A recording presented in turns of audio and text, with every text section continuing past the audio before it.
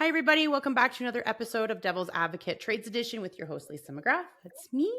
Today, I have an amazing guest. So it started off with me going down this little rabbit hole of the Good Grief authors. But the cool thing is as I go through some of these authors, I'm finding out more really cool things about them as people.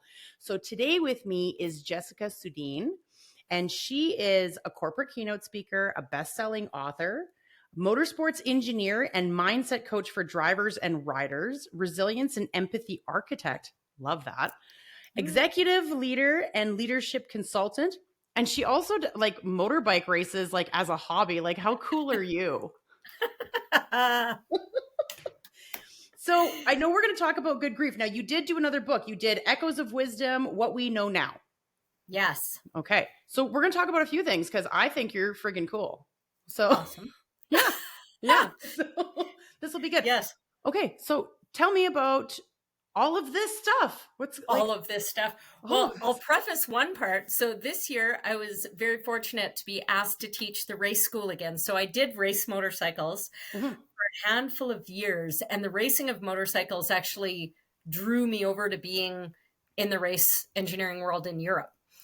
But I won motorcycle lessons. I didn't grow up riding bikes or anything like that.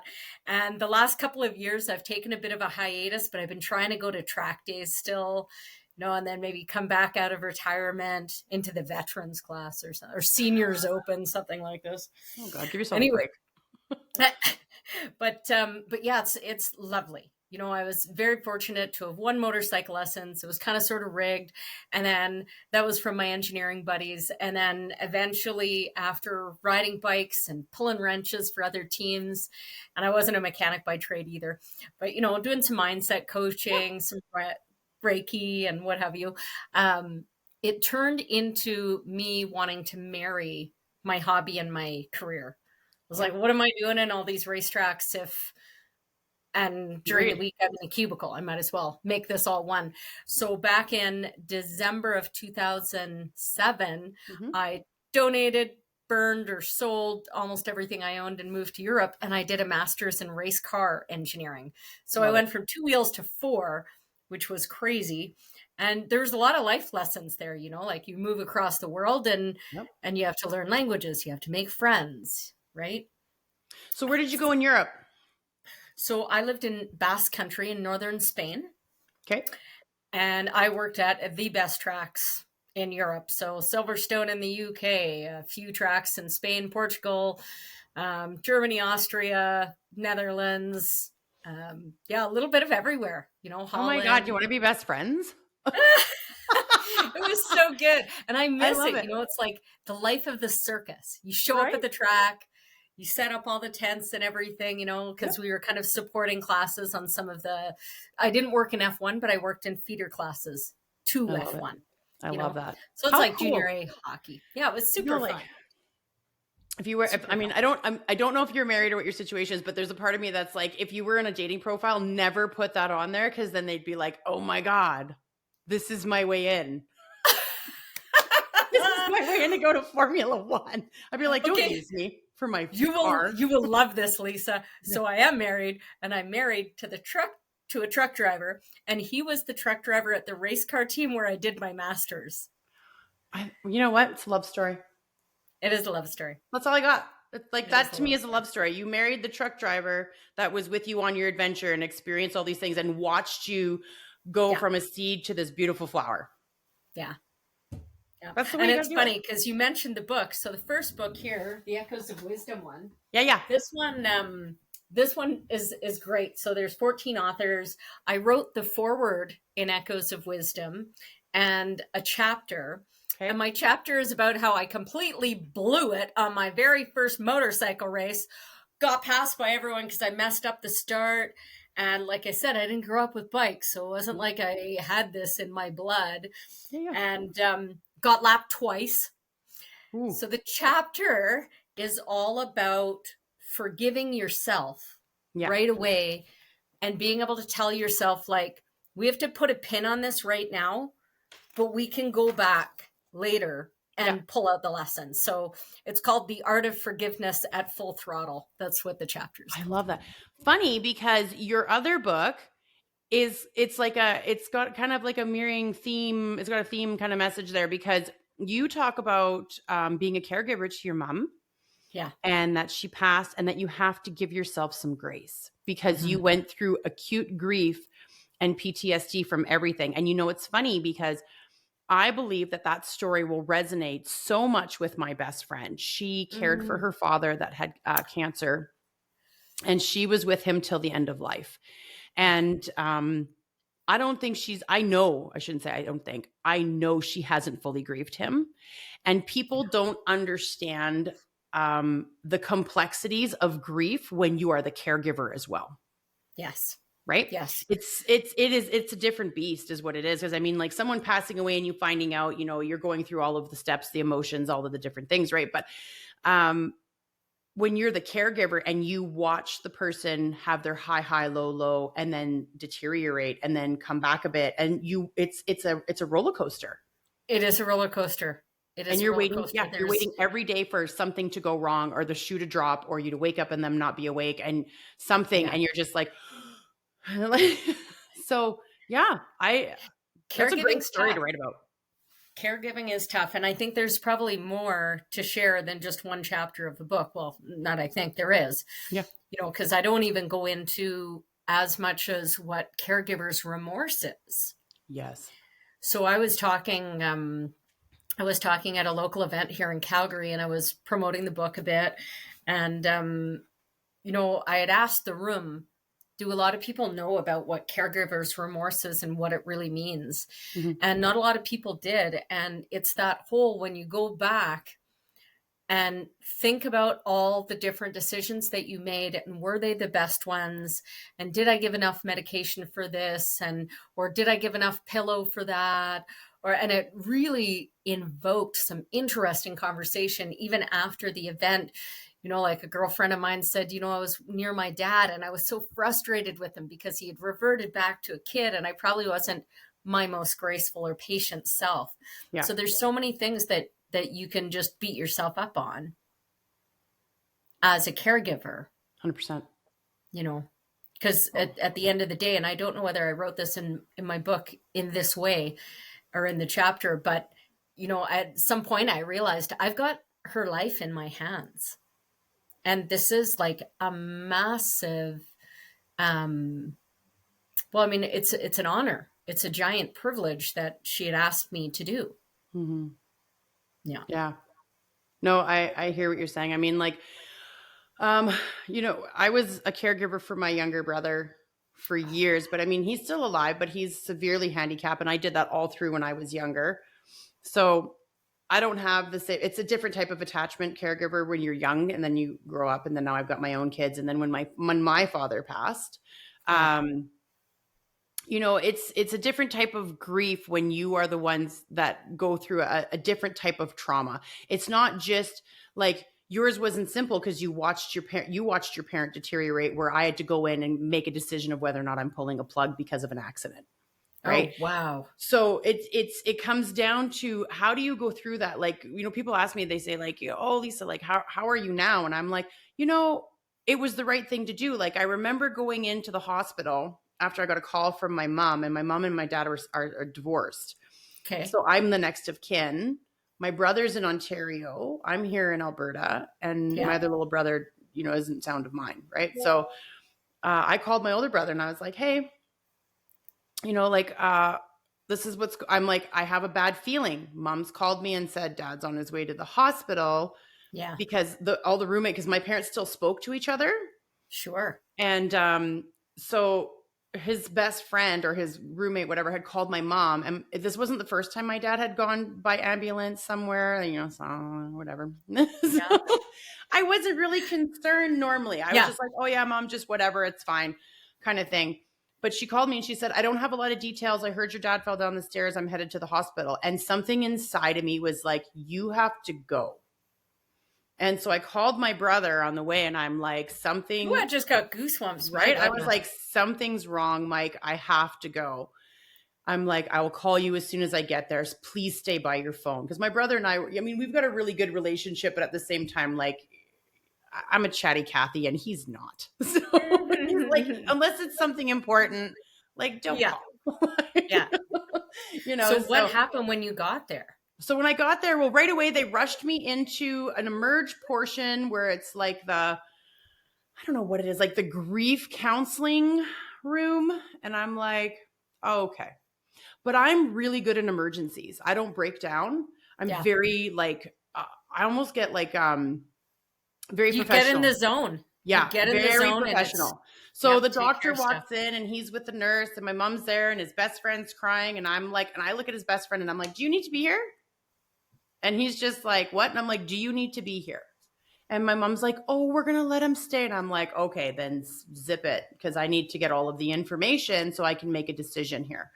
Yeah. So, and the doctor's just looking at me and I said, okay, brass tacks, guys, what's going on?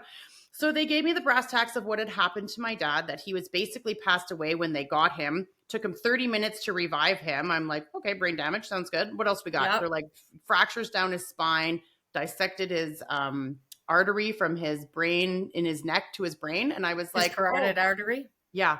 Yeah. Yeah. So I was like, okay, so why do we have him on life support? And I'm like, just so you guys are aware, he's a DNR. And they're like, well, we don't have any documents. And I'm like, I know, that's why I'm here. So I said, give me 20 minutes. I need to make some phone calls and then we will move forward on doing, on how this is going to go. And they just looked at me and I was just like, so like, ding, ding, ding, ding, ding, ding. Yeah. And they're like, because they're so used to people being hysterical. Yeah.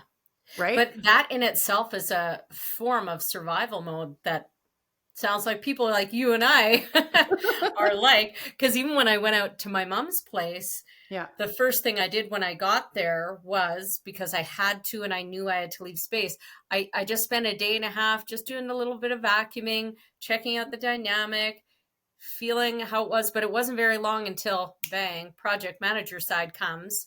Okay, which are the doctors that you're using? Like, I still have the book that I had to write down the medications, the doctor's appointments, all the little things. Yeah. Because you forget. Mm-hmm. Otherwise. I know, I love writing. Like, I wrote all your stuff down on a piece of paper. No. I have to. You got to write it down. Yes. Yeah. And it really helps. So when you were in there then, after you had to make that decision, you got, your couple hours to get all the paperwork or get your emails, have proof for the DNS and everything. Right? I didn't need proof for the DNR because I'm next to kin. So I didn't need proof for DNR because he had already been resuscitated. So he was on life support. Right. Right. So that it was more or less a choice of whether or not we take him off the life support. So I needed to make phone calls to his family in Toronto. Right. So, and I had to call his sister and everybody in Toronto, and I had to call my brother because he's also next of kin. And I had to say, here's where we're at. This is what's happening. And my brother and my dad didn't really get along really well. So he almost kind of fell apart because he was like, what do I do? Do I come? And I'm like, no, please stay where you are. I have enough to deal with. You don't like planes. You don't like death. You struggle with anxiety.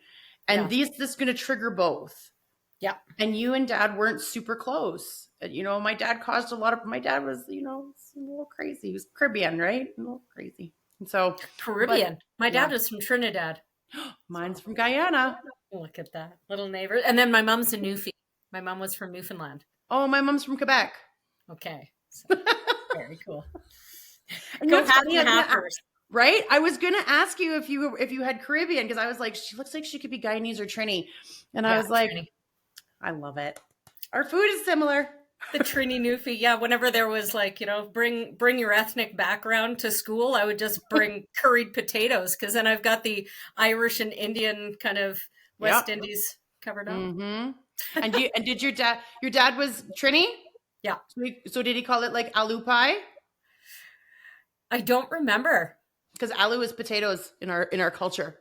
Okay. That's what they call it. Mm-hmm. I know when I went to do culture day, we did curry too, but we did depended on my dad. My dad wanted to be goofy. He would do what we call it bunjal. So it's a dry curry. Okay. Yeah, with roti. Mm-hmm. Oh, nice. Yeah. Mm-hmm. Yeah. We used to do the dal puris and stuff too. I love dal puri. So good. Well, look at that. Another connection. Bing.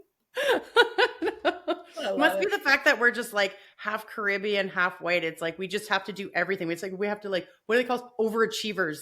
Yes. Yeah. I'm Yeah. like, well, you know, Because when we you're don't born, have a box to fit in. right?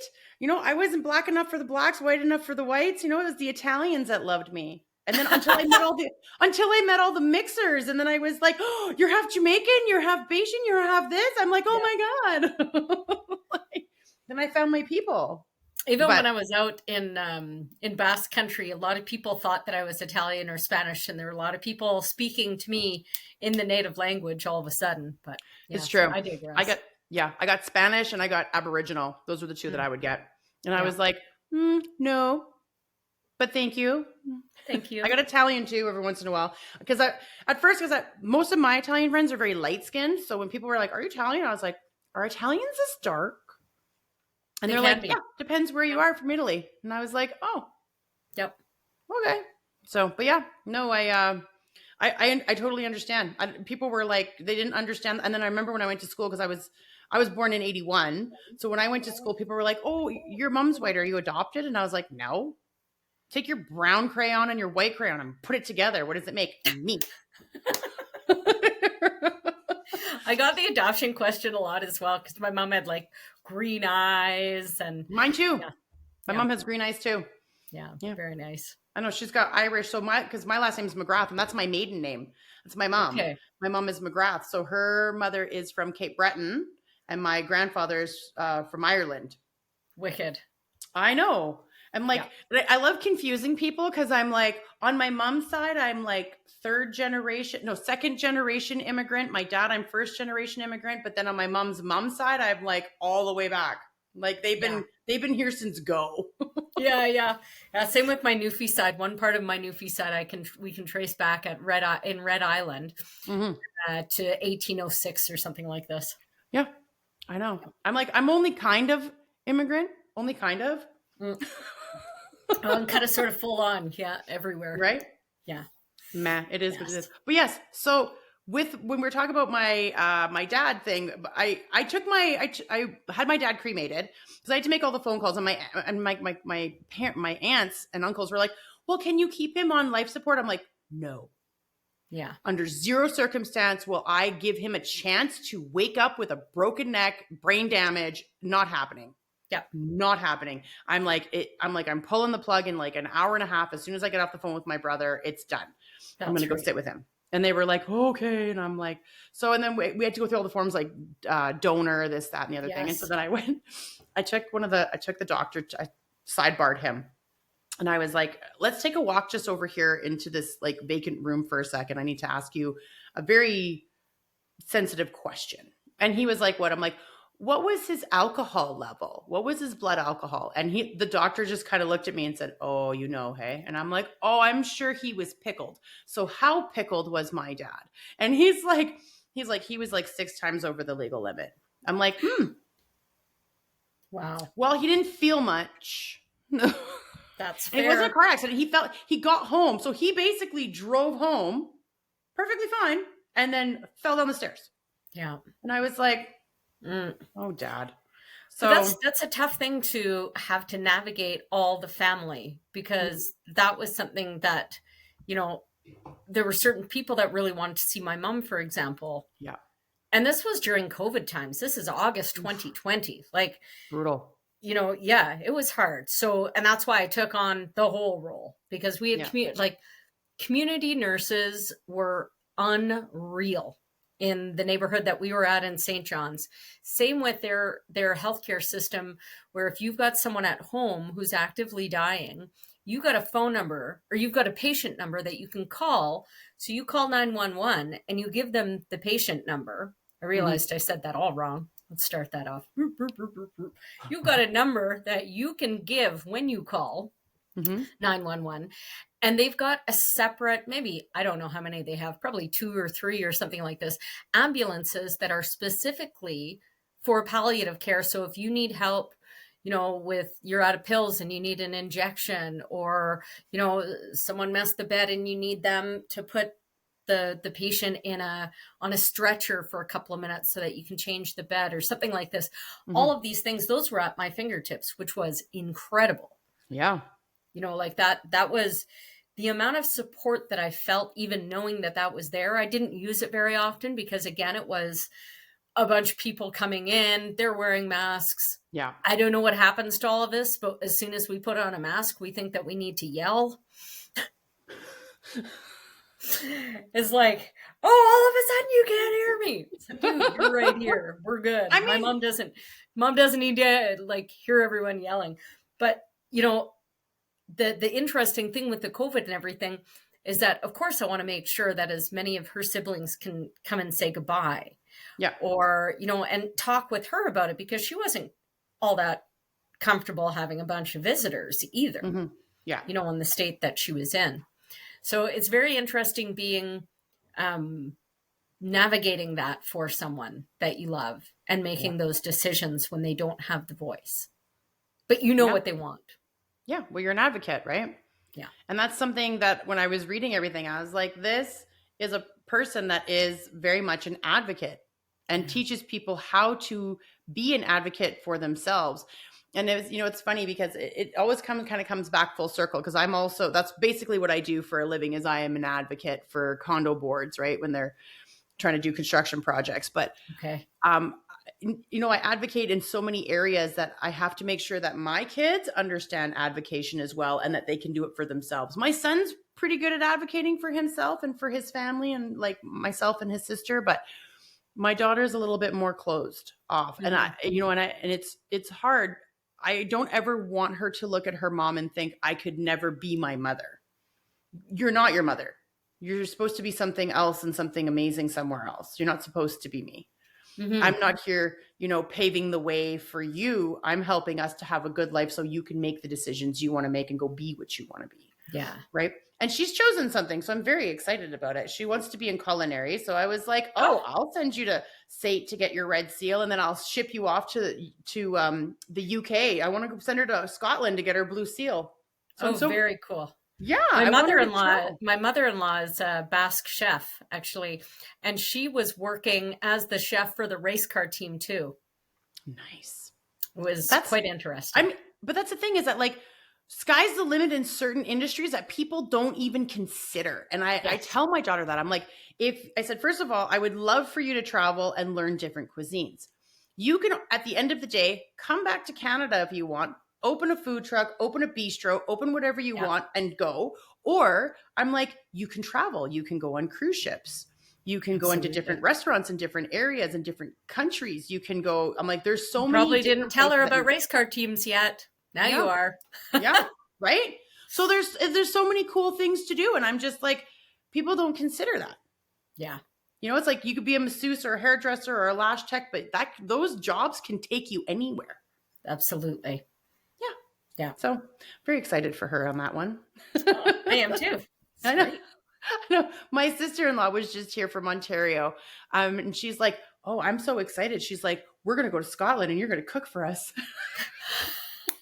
I was like, she's way ahead than I am. I'm like, I already get her to cook for me, but I'm good. I'll go to Scotland. I'll take that too. Well, and I don't know if I want her to go to France. I haven't heard as many good things as I'd like to about France. I hear, other than the fact that it's really beautiful and it's trendy, but I hear that it's very rude.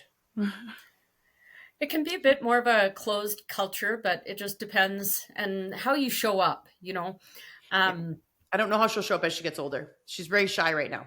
Yeah. And that's the hard thing. So I remember when I was in Basque Country, they're quite closed at first. They're like the opposite of Newfies, essentially, like 180 degrees of Newfies.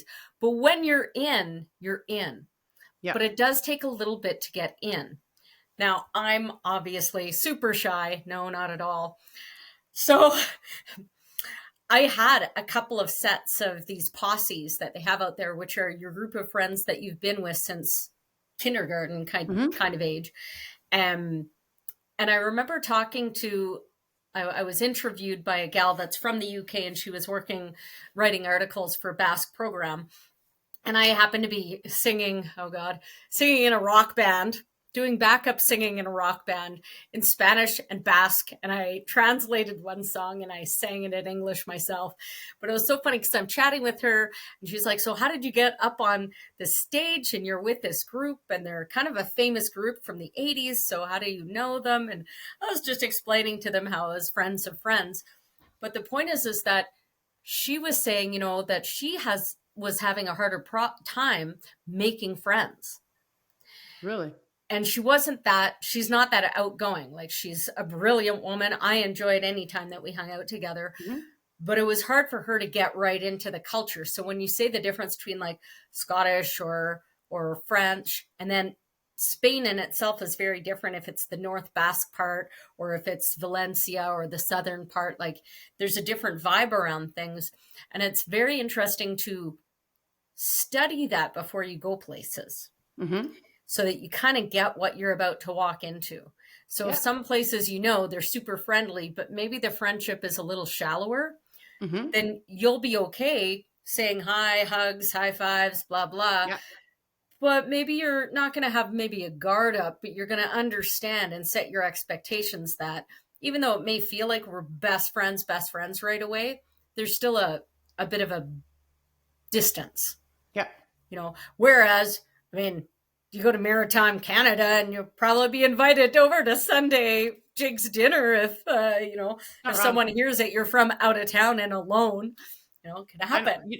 Well, it's funny. So I didn't know how Newfoundlanders spoke until there was like an influx of them that came in into Alberta to work. And then I was always, because I'm in construction, so of course they're all in construction, right? And I remember I would use like different little lines. Like I'd always hear them with like the Lard Thunder and Jesus Bye. I'd always hear that one. And I'd always hear, and then they did the I's the buy that buys the boat, I's the buy that sails it. You know that one? Yes. So then they would tell me that, or let's stay where you at, come where you to. And I was like, what? So, now if I go into Newfoundland, I'll probably understand a lot more than I ever did because I've been around so many of them speaking their native tongue. And the accent comes out far more when they have a couple of drinks. Yes. Far more. I'm like, well, you guys really hide your accent. They're like, yeah, we have to. Otherwise people won't understand. Yeah. So I'm like, So that was funny when I have a couple of my girlfriends that we'd have a couple of glasses of wine or she'd have a couple beers. And then all of a sudden I was like, what just happened? Who are you? And she's like, oh no, this is how I speak. And I was like, oh, well, just teach us and we'll be fine. Yeah. Yeah. So the Newfoundlandese comes out. Newfoundlandese. I love that. Yes. The Newfoundlandese. I'm fluent in Newfoundlandese. Well, you would have to be with a Newfoundlander mom. Yes, absolutely. And all the cousins. So I'm actually cousin Jessica Sudine on Facebook because of all my Newfoundland cousins. And we all preface with our cousin, like you'd be cousin Lisa. How's it going, cousin Lisa? Oh, good. How are you doing, cousin Jess? It's ridiculous. I love it. I think it's great. Yeah. I think it's great. And then, so you're in Alberta right now, aren't you? I am. Yes, I'm in Calgary. Yeah. Okay. So you're not far. I'm just in Airdrie, so I'm not far from you. Oh yes, very good. It's like a quick little jaunt down the road. And the racetrack is just north of you, like just in Carstairs. I know. Yes. It's very close. Yes. So I wanted to ask you now, what are you doing right now in Calgary other than writing this part of this book? Because are you doing a lot of consultancy work right now? So, that's part of what my business is. So what I love doing is the keynotes. I love doing speaking. So I talk about social, emotional, situational intelligence. Okay. Using motorsports as analogies. I love that. Yeah. So if I'm explaining, how to make a workplace more like how to bring more psychological safety in a workplace, what better way to explain it as when you're doing a pit stop and you need to make sure that even when there are failures, the race doesn't stop. So it has to be a safe place to fail, but really with under 2 seconds for a pit stop, there's not a lot of room for failure. So it's really all the stuff that you do prior to getting to the track and that psychological safety that you're creating. So this is how I explain the different things. So I love it. one of my favorites is speaking at professional conference, annual conferences for professional societies. And then not so long ago, and I'm really bad for this, I got to start tooting my own horn a little bit. Next week, I'll have to do a big post about it. But I got a certification from Workplace Education Manitoba, WEM. Nice. And I'm going to be, I think they're capping it at 120 relational skill practitioners. Okay. So this is where some of that consulting comes in. Yep. So you're working on different modules that include civility, obviously emotional and social intelligence. It includes like, how are we communicating? How are we being adaptable? How are the systems like? So we have a module on systems thinking as well, and I lead some of the mentor calls that we're doing, or the mentor calls within the group now, and really looking at, okay, well, and you'd understand in construction, like, how does procurement and engineering play? How does manufacturing and marketing play? And looking at those subgroups, those cross-functional groups, and understanding that often, if you want things to go smoother, you're going to want to put in some empathy exercises, some compassion exercises. Let's maybe not full on cross training so that everyone's doing each other's jobs, but maybe a bit of an hour or two of job shadowing, or getting out of the office a little bit and having people explain, like, well, where is your pain points? And how can I possibly, in my role way over there, how can I be part of that so that we can make all of this run smoother? And I want to get up and go to work more, as opposed to, oh God, this is the grind and stuff like that. Yeah. So between speaking and workshops, I do a little bit of workshops at the University of Calgary as well, within their engineering leadership program. And that's really fun. Some stuff and something new I've been doing, and this is so different because I don't have kids, but I've been speaking at schools. Love that. So yeah, and it's really funny. So go ahead. Well, I spoke in front of a very diverse range of ages. So I had questions about, like, do F1 cars not have windshields because of the drag and this and that? And I'm like, oh, great question. And then someone else is asking, so can you put 1,000 liters into a car? Like the difference between, a 6-year-old and a 14-year-old. So fun. What I was going to say to you is, I think you'd be a great speaker at my kids' school, and that is K to 12. And they would have you come into the high school probably to speak, because it's entrepreneur. Ooh. Yeah. So they go to an entrepreneurial school, and I go in and speak as well. And I get them to do stuff.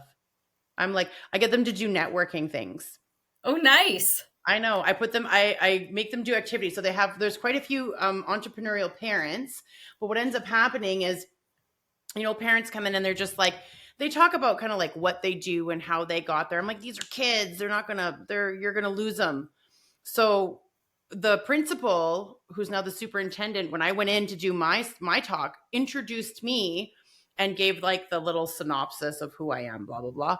And I'm like, and it was so funny when she handed the mic over to me, and I'm like, well, we don't need to talk about me anymore. She just did. So and they all kind of laughed, and I was like, and most of them knew who I am because my kids go to school right there, right? So they were like, oh, it's like, it's Jocelyn's mom or Tyler's mom. And then I was like, okay, this is what we're going to do. We're going to separate you guys all into different groups. And then I started pulling people and putting them into different groups. And I'm like, introduce yourself and find out one thing about everybody in the group that they like or that they don't like. Let's hear it. Yeah. And I'm like, and then I was like, what was the point of the exercise? And I was so impressed with some of the grades, because one of the grade levels was like, the point of this exercise was networking. And I was like, excellent. But it was a grade that I didn't anticipate.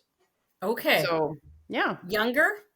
Thought, yeah. I was expecting the like 10, 11, 12s to figure that out, but that's not what happened. Yeah. So that's very cool. Yeah. Yeah. Someone had actually asked if there would be any chance of doing a pit stop, like of changing tires at a presentation. I'm like, that would be logistically complicated and potentially a liability. However, I like the idea. I think it's a great thing. And I think almost if you built like not like a super, like kind of more of like a futuristic aspect of like a pit stop, and built it with all the different things and brought it in. It doesn't have to be like a vehicle of sorts, Exact. Yeah. yeah, but something that would basically help them, because then you put them in the pit stop and say, this is what the pit stop offers, and before it can offer this, it has to have all of that before it can Yeah. come in and be this pit stop, right? Because you're right, pit stops are right now, right? Yeah. It's so quick. Like, I mean, I don't think I've ever seen a car be in a pit stop longer than like seconds. Oh yeah. Seconds. So a good pit stop in F1 would be 1.7, 1.8 seconds. So often when I'm doing talks and I'm explaining this, it's like 1,000, 2, 1,000, gone. Yeah. Right. And that's 4 tires, probably no gas, but at least 4 tires and maybe anything else. I've seen them do gas. I've seen them do gas. Yeah. I've seen them do tires, because it's all of them. There's like, and if there's a people. Crash, then sometimes they have to replace the front wing. So they're taking that off, putting it back on, making sure that you've got spares. So it is so fast, but everybody is so coordinated. They're so in sync. They know exactly what their job is. They have it all set up and prioritized so that no one's tripping over. There's no bottlenecking. It's just go. And I love that. And that's where I try to explain to people, it's why, project managers and people of that caliber exist, is because they're the ones that have to look at everything and go, how are we going to complete this task with minimal problems? Yes.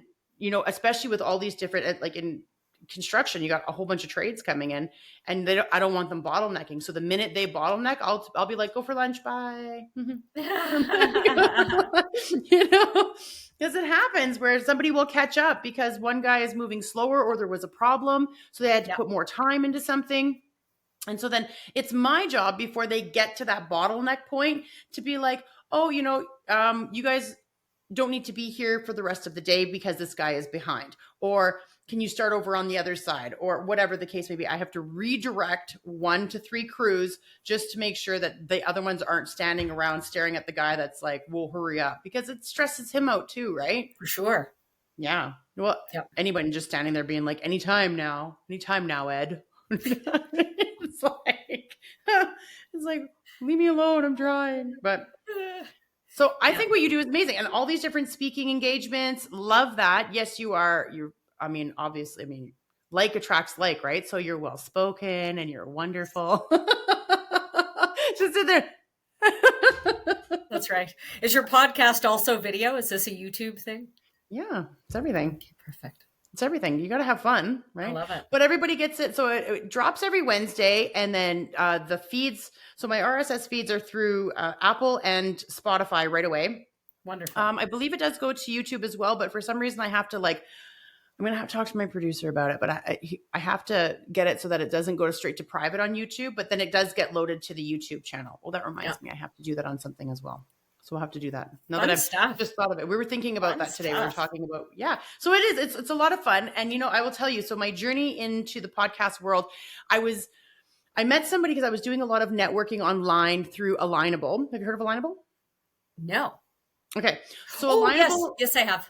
Okay. So I did a lot of stuff on Alignable. I became like one of their leads, and I did Airdrie, and I had Calgary, and we had lots of fun. I did lots of meetings. I worked alongside my girlfriend, Sam Rathis, and she is an amazing coach for coaches. Okay. Love that she did that. Because coaches need coaches. And I was like, true. So her and I worked side by side together. She started the group in Calgary, and I came in and helped her. She's the introvert. She's like, I'd rather not have to do anything. And I was like, yeah, I love people. So whatever you want to do.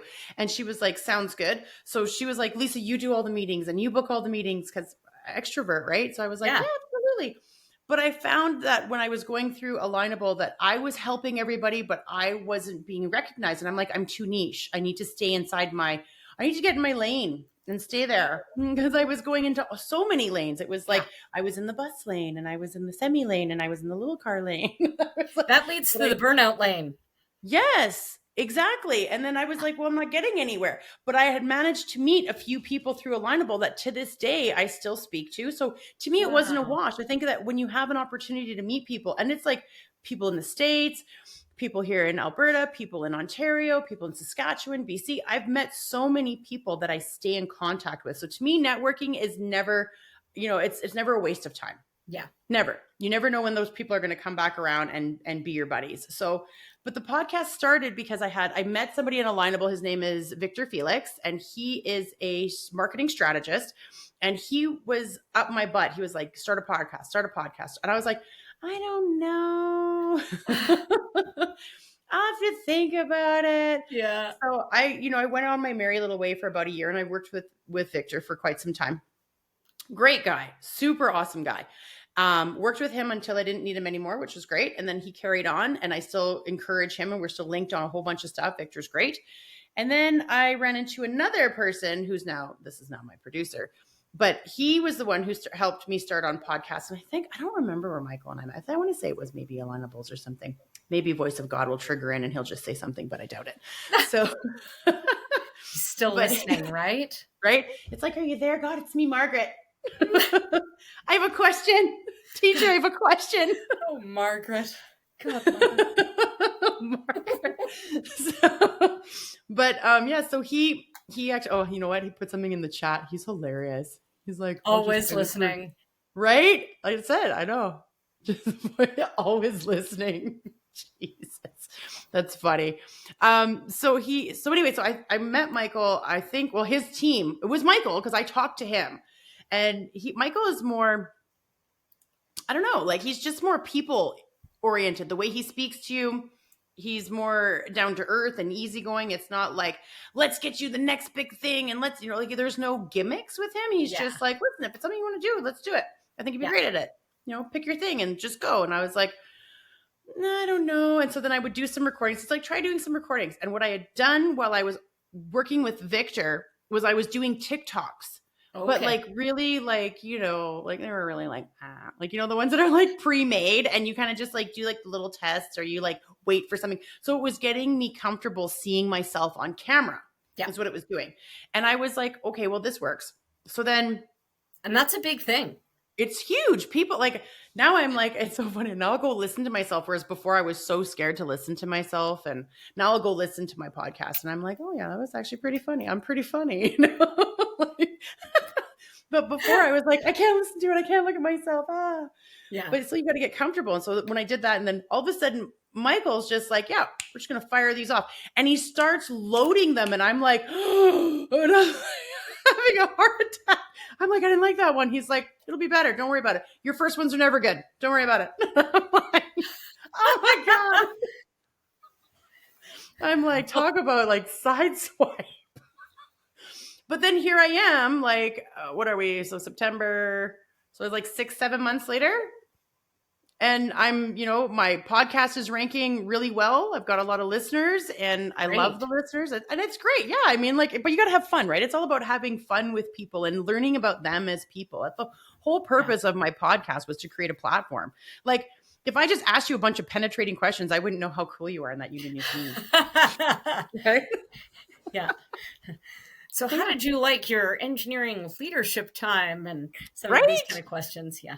But there are funner questions to ask, right? Like, I mean, one of my second last full-time job, I was a global engineering director with Honeywell. And it was so cool because we were all like Six Sigma experts. So we were either lean experts or black belts. I was a lean expert. And it was great because any time that anything went sideways, they would call us, our team, and we would get deployed to go, like, I felt like a fix-it. I felt like some sort of corporate fixer. Like, it was fabulous. And I mean, I got to travel the world for this. So there I am back in Czech Republic. I ended up hooking up with, not that kind of hookup, but I ended up meeting up with, meeting up with one of my former race engineer colleagues in Czech Republic while I was there working with my corporate life. And, we were talking about back in the day and all this kind of stuff. But I mean, those are the kind of times, and it was a room full of 35 men. I was like, guys, I was in your office yesterday because we had the meeting off site. I was in your office yesterday. I know women exist. Why is there not at least one woman on this project, regardless of function, but just one? Because I'm of the opinion, all women bad, all men bad. Like, you need a mix to be able to do really effective problem solving. Oh, so you're equally prejudiced. Me too. Absolutely. Me too. Everyone's all bad. Yeah. That's right. Yeah. But it's fun, right? When you're like able to travel like that, and when you're able Mhm. to kind of get into the groove of, okay, well, what am I trying to figure out here? And Yeah. same thing, it came down to communication. It came down to the project was stalled because engineering and marketing didn't know that they were feeding information into the same system, into the same database, but they weren't trained on how to get there. And they Mm. weren't trained on, well, it's in this folder. Yeah, okay, but maybe we should have some time to say, this is how the customer Yeah. requirements are being given. And let's have some time with everyone to chew into that, you know? Yeah. Well, Yeah. and it's funny because there's so much crossover based on like what you do and what I do, in the sense that like I'm dealing with engineers right now. I'm dealing with structural engineers right now because we are doing a building envelope, and I'm, like I'm kind of like I'm the champion. I'm the board champion is how they would identify me, because a lot of engineers do not want to sit and small talk. I don't think a lot of them know how.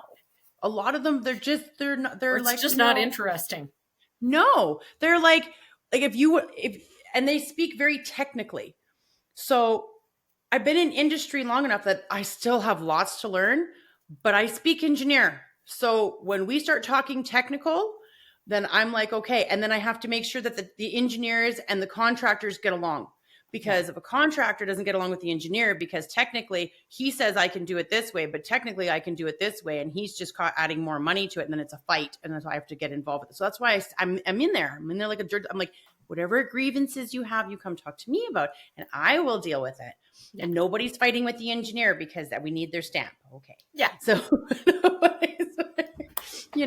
but then, like with the owners, because the owners, they just want to talk your ear off. They got all the skin in the game. They don't understand. They want to understand, but there's so many of them they're all from different walks of life, and people are the biggest hazard that you can't control. Yes. So it's like, you sit there and you're dealing with multiple personalities. So I'm just like, everything goes through me.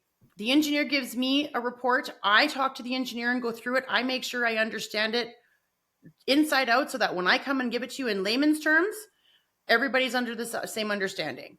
Yeah. And when I regurgitate it back in layman's terms, and I'll regurgitate it back in layman's terms to the engineer. Yes. If I tell my client like this, is this accurate? And they're like, yep.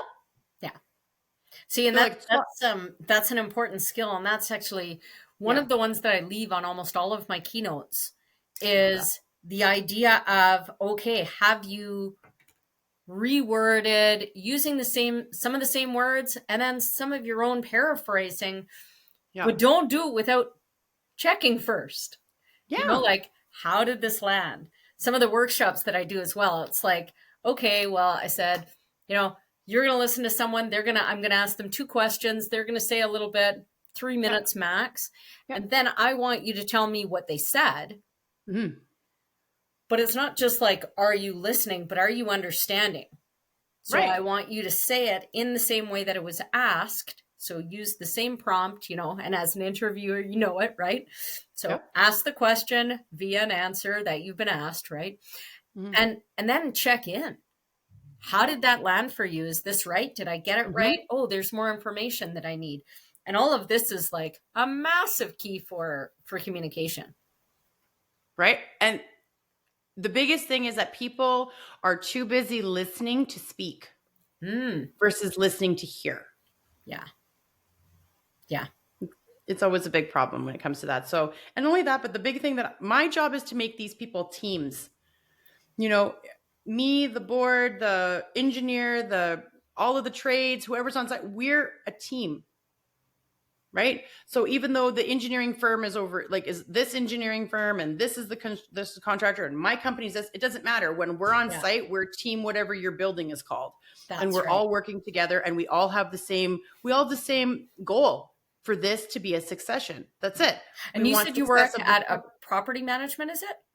No. I run my own company. So I work with boards. So property managers will call me in and be like, "Hey, Lisa, we have a project for capital reserve." So I'm in the renovation space. Very cool. Okay. Yeah. So if you live in a great big condo and then you're sitting on the board or you're not sitting on the board and you've got these capital projects that have to happen. So like roof, siding, anything like that. That's where I come in. So, and I make sure that all these projects get done properly. Yeah. Yeah. And it's massive, right? Because you're dealing with different types of personalities based on backgrounds, based on roles, all that, right? Oh yeah. And it's so funny because I'll always get boards that are like, okay, these are the troublemakers here. And they'll give me like a list and like the unit owners and everything. And I'm like, okay. And then I just walk over and like, they're like my best buddy. Yeah. And they're like, how did you do that? And I'm like, that's my job. Well, and how did you do it? You made them feel heard. You went to them first, because if they're troublemakers, it's because they've got something to say. That's right. And they're not being heard. And they're not being heard. You nailed it. That's it. And I tell people that. They're like, well, how did you become best friends? And I'm like, because everybody in here has a voice and they just want to be heard. And I heard them. Yeah. And I validated what they were saying. Yeah. And I brought it to your attention without putting their name on it. And you all agreed to it. And they were like, oh, and I'm like, yeah. So, and I remember asking, there was this one lady, she could be very difficult if you didn't understand her demeanor. She could come across as difficult to some people. Just very straightforward, no fluff, like zero fluff. I have like 10% fluff, So, but she had zero fluff. And when I met her and she was like, oh, good, you're here. Come in, sit there. I was like, oh, here we go. And I'm like, okay, at least I'll get the brass tacks. I won't have to sit here for 3 hours while she fluffs me to death. And she did. It was like a 20-minute conversation. I wrote everything down and I said, okay, this is great. I'm going to take this back, but your name is not going to be part of it. I'm going to put this under my name. Mm-hmm. And I said, because I want you to understand that sometimes getting what you want sometimes doesn't always happen out of your mouth. I am going to be your instrument to help you push this through, because the minute they hear your name, it's done. Yeah. So I'm like, that is a them problem. It's not a you problem, but we want this for you. Yes? She's like, yes. I'm like, perfect. Are you okay with me taking this as my own and putting it to them so that there's no discrimination? Yeah. And she was like, yeah, I'm good with it. And I'm like, okay. Because sometimes that's what happens. It doesn't matter how smart the person is, how smart you tell them they are, that they're right. Some people, when they're not as intelligent, they will double down on stupid decisions. Yeah. And you're like, what are you doing? Mm-hmm. Like, just take the accountability that maybe that wasn't the right choice, and you can look past it and, well, you know what? Maybe I was wrong about this person, or I'm not wrong about this person, but they have a good point. I should have given them a chance to say this, right? Yeah. There's different ways of taking accountability for, your decision making, but to double down, like a double negative, I'm like, yeah. You kind of look dumber. But I mean, I've read so many different things and seen it myself where people will do that. And you're almost like, oh, yeah, no. Yeah. How can I support this? Yeah. How can I make this better? Well, that's why I came up with, I have different acronyms. So I have these mugs made here. I've, my son's best friend's mother makes these beautiful mugs, and I usually always have one. Today I don't. I just have my Fresca can, but usually I have these beautiful mugs, and they're all LPM or Devil's Advocate Trades Edition. She's made them all for me, and I have acronyms. So on my LPM ones, I have acronyms. One is FOCUS, which is fuck off because you're stupid. The other one is FAFO, fuck around and find out. One says cool story, bro. Another one says good talk. Those are all the things I say. When I'm on site, I say all those things. I'm like, oh yeah, I'm going to really need you to focus right now. And then people are just like, whoa. For the ones that know what it means, right? They just giggle. And I'm like, Or I'll say cool story. Good talk is my favorite. And it's the one that every male contractor hates. Because I'll be like, what are we doing today? And they're like, oh, we're doing blah, blah, blah. I'm like, cool, good talk. I'll see you back in a minute. And they're like, yeah. And I'm like, well, but that's creating connection as well, right? Yeah. So it's one of the, and I mean, I always have fun with it. I always tease people and have fun, but I think a big part of it is, where people are getting lost. And this is where I pride myself on what people like you and I are doing is we're going out in person. We're not doing all of it online. We don't anticipate to do it all. We actually enjoy going out. Like as I get older, I'll never stop loving being around people, but I can't do it for long periods of time. Like when I do great big conventions, I'm like tapped by one day. If I got to do 2 days, I'm like, ooh. Because you had mentioned Reiki. I'm a Reiki master. Very nice. So Reiki is very real. It's all about energy pushing, right? So you're manipulating energy. And I mean, being a Reiki master, all it does is just give me a fancy title that says I can teach people how to do Reiki, which is great because then I can teach my daughter how to do Reiki because she's a natural healer. So I love that. But being a practitioner is all you need to be. And people are like, oh, does Reiki heal you? No.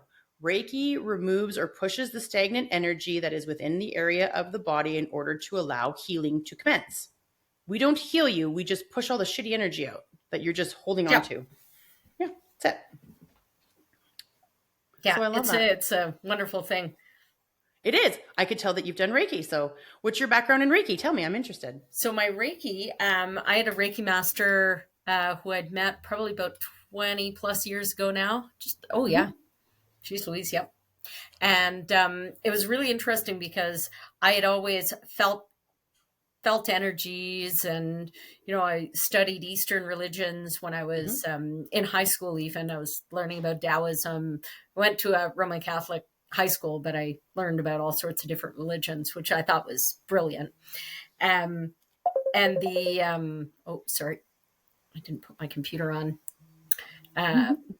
So when I was being a coach for the motorcycle racers, the Reiki came in beautifully. So I had gotten up to, I think, level 2, where you're doing distance Reiki, future. That's all you need. Time. Yeah, practitioner 2. That's all you need. Yeah.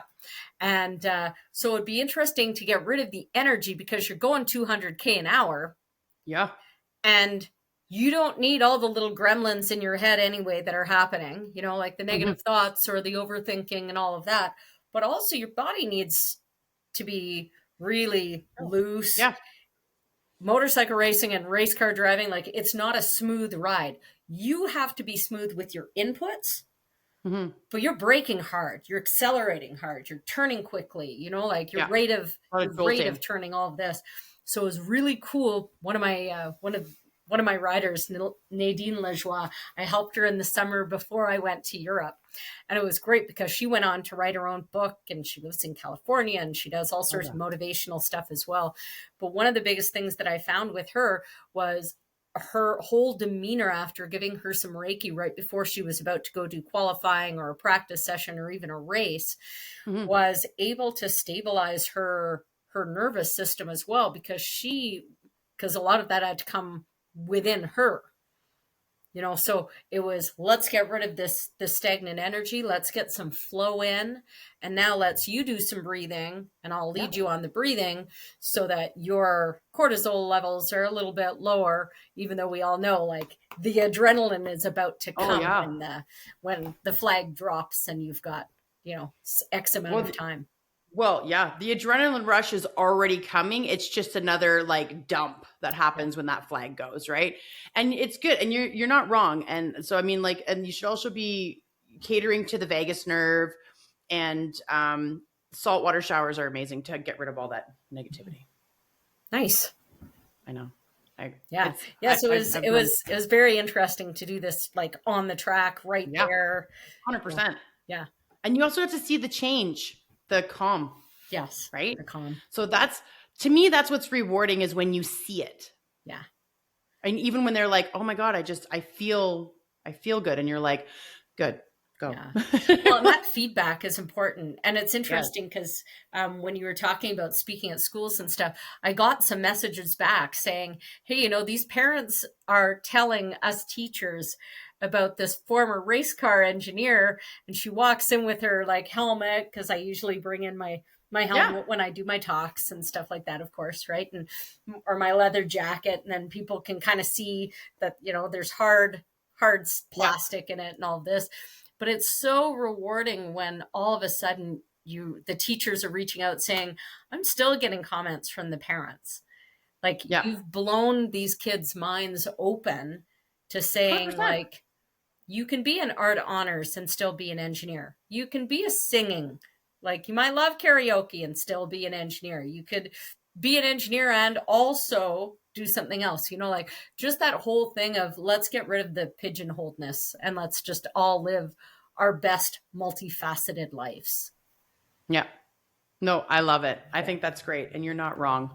Yeah. So sorry. Yeah. So yeah, no, you're not wrong. And I love being able to teach people as well. And that's what I do that as well in different spaces. But that's a conversation for another day, girl. I want to take you for lunch one of these days because I think you're so cool. Oh, God love you. I would love that, Lisa. Oh. That would be great. She's like, I'm writing it down. I know where we're going. So but I'm going to wrap us up because we are at an hour. Excellent. You are an amazing person. Thank you God. so much for being a part of Devil's Advocate Trades Edition. You've brought a lot of different wonderful spins to what you do. And I love that you've done motorbike racing and that you incorporate it into your teaching of advocacy and how people need to understand different elements of how things work. So I think that's great. And then the 2 books that you're doing and the Good Grief and what you went through. And thank you for saying what you did about people not understanding, the grief that you go through as a caretaker, because people don't. Yeah. They really don't. It's a different level. So thank you for bringing awareness to that. You're very welcome. I'm sure we'll have some questions at some point because this will end up going out on all my different channels. So I need some handles from you. So can you email me a couple of your handles, whether it's TikTok or Insta or Face or whatever, just email me some of your handles. I usually go through, most of my stuff goes through TikTok, YouTube, but you'll get the copies of the YouTubes. I'll make sure Michael sends them to me. Very nice. Do you want those in an email or would you like those in the chat just here? He'd probably say the chat, but I'm going to say send them to me by email just so that they're okay. Yeah. He says IG. I think he's got your. Oh no, that's me. Oh, that's you. Oh no, there you go. Sorry. Yeah, I'll email them to you as well. Yeah, so I play on Instagram a little bit. I'm just learning that it's new, and then just my name on LinkedIn. Well, we'll tag you on the LinkedIn one, so don't worry. Nice. Cousin Jessica Facebook. I love it. You're so cute. It's so funny because people are like, so how do you pronounce cousin or what background is that anyway? Cousin. And I have so much fun with it, as I imagine if you did the same, you would have the same amount of fun with it. Yes. It's not wrong. It's not wrong. Okay, my dear, we'll just hang tight and we're going to wrap up and then we'll run away from each other. But thank you everybody for listening and being a part of this episode this week. I hope you guys will be back next week to listen to Kyle, who will be on, who's another one of our authors with Good Grief. But as you can see, I'm finding all of these like little diamonds in the rough. So yay me. Anyways, you guys all have a wonderful week and don't do anything crazy.